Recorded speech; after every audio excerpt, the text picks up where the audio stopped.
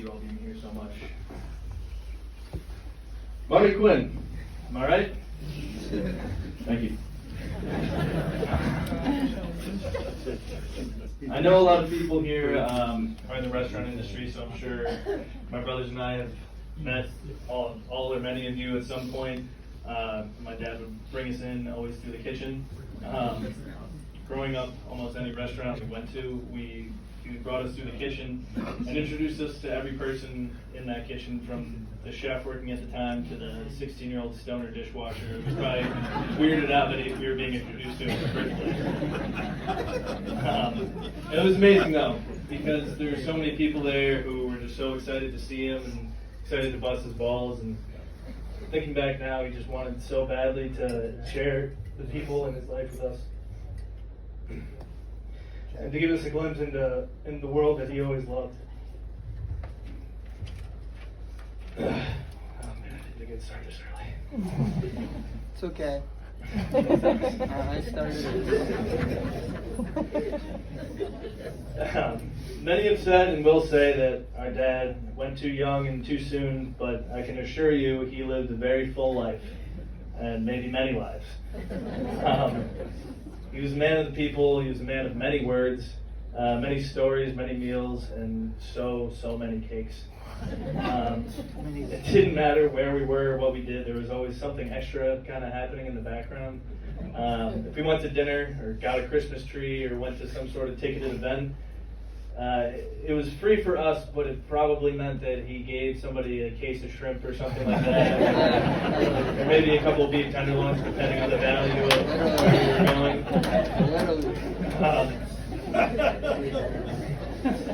And when I was writing this, Jack and I were laughing because Maybe something else. Maybe well, yeah.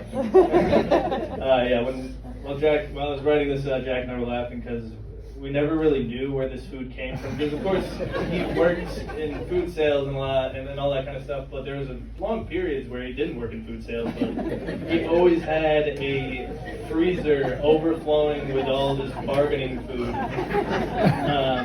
And he always sent us off to college with, a case of pre-cooked bacon and chicken patties, and whatever other sauce he was promoting at the time. That's all you need.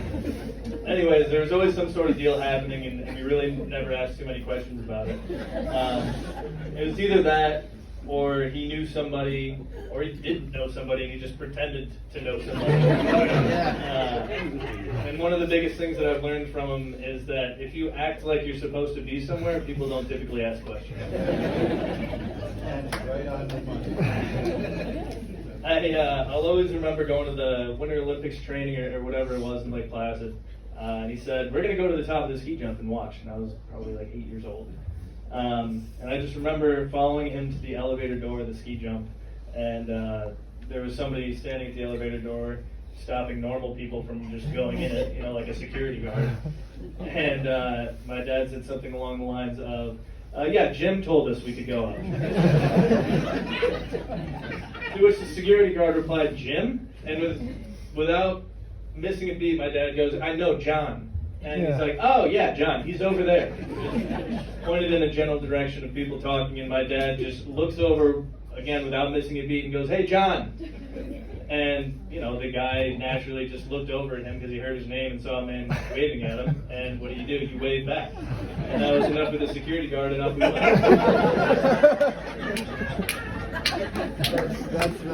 I'm pretty sure he regretted that though, because I was 8 years old at a ski jump that went like that. It was terrifying. But either way, we got up. And I'm positive that there's plenty of stories that so many of you have like that. And I've heard a lot of them in this last week. Aside from knowing his huge personality and learning the art of deception, he taught us so many other things. He taught us how to be competitive, how to ride by the seat of your pants, how to pretend you know how to bet. I never really understood how he won, but I did quite a bit, or at least that's all he told us about. That's all you ever heard. And how to make something out of nothing, and most of all, how not to do a lot of things. But it's a nice day, so I'll only make fun of him a little bit. So let's focus on making something out of nothing. Sort of an amalgamation of stories, but the best examples I have are him making cakes. So many cakes. were such a huge part of his life and my brother's.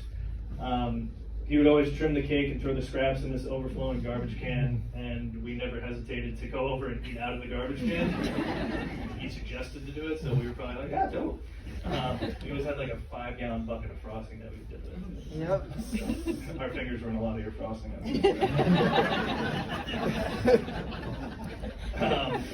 I'm sure a lot of people you know him for his cakes. He probably made you a cake for some sort of major event. And that cake was sitting on its own little table, being gawked at by the party attendees, eventually revered for days, months, even years, about how good at your wedding, graduation, birthday, whatever event cake it was. But behind the scenes, it wasn't always so beautiful. The amount of times he showed up with a half-destroyed, tear-missing, wrong cake, or even no cake at all, which I actually haven't, but still somehow pulled off this like Hail Mary buzzer beater, pulled something out of his ass, absolute fluke masterpiece. I don't know, it could have been every cake, because that's all the ones I remember. He had a bowling ball go through his granddaughter, my daughter, his granddaughter's cake. And he fixed it. Nobody knew. That was actually my fault. It wasn't your fault. He blamed you. It was his fault. Oh no, but I put the bowling ball in the trunk and I didn't know it would slide back. That's what balls do. Sorry about that. It's okay. Regardless, besides all the behind-the-scenes extras I'm letting you in on, it didn't matter because they were all fantastic cakes, and there's so many memories attached along with them. And that was always part of it for him, because it didn't matter whose cake it was. He wanted a picture with the bride and groom, or excuse me, with a birthday boy or girl, or the graduate or whatever, because he just enjoyed being part of people's lives so much. It was like a pastime for him. Still, there was more personality. There's more to him than personality and food service. He was an eclectic soul. He loved all kinds of music, and even open to some of the music me and my brothers would bring to him. But the big one for us and him was, of course, classic rock. Many of you here know it as rock, but sorry. It's classic. There are so many bands he introduced us to, and so many that he is so passionate about. I'm sure all of us have a Marty moment of him shredding whatever air instrument was relevant in the song at the time. Or drums. Yeah, whatever instrument, which brings me to the final story that I'll leave you all with tonight. I picked my dad up from the hospital for the last time a couple of weeks ago. Dan Hopkins and I were there, reluctantly waiting for him to be discharged. And we spoke and they reminisced, and somehow Frank Zappa got brought up. And as soon as that happened, it caused him to be fixated so much on the lyrics of this one song, Cosmic Debris. Dan and I kept talking to him, but he just kept going on with the lyrics of Cosmic Debris like it wasn't, like we weren't even there. So naturally, when I pulled around to pick him up, I had Frank Zappa playing in my truck, and he immediately lit up and was like, oh, play it.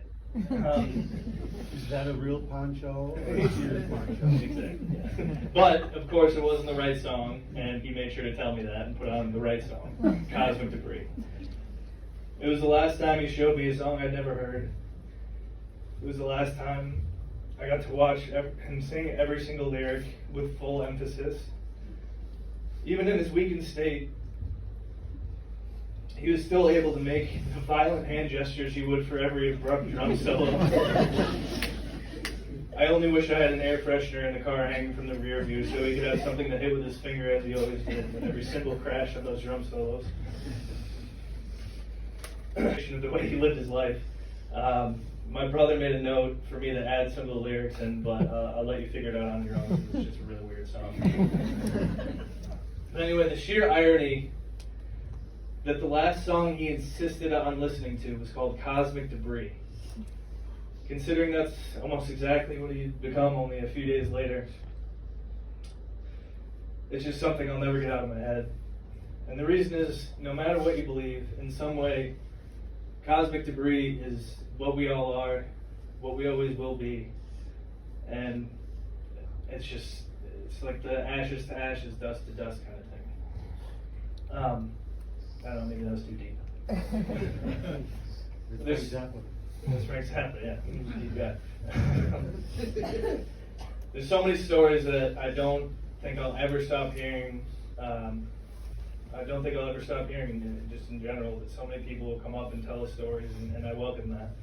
So tonight, I'll ask you all to have a shot at Canadian Club in his honor, or if you really want to honor him, have an entire pint glass of CC and somehow pass it off as Manhattan. We love you, Dad. Thank you all for being here.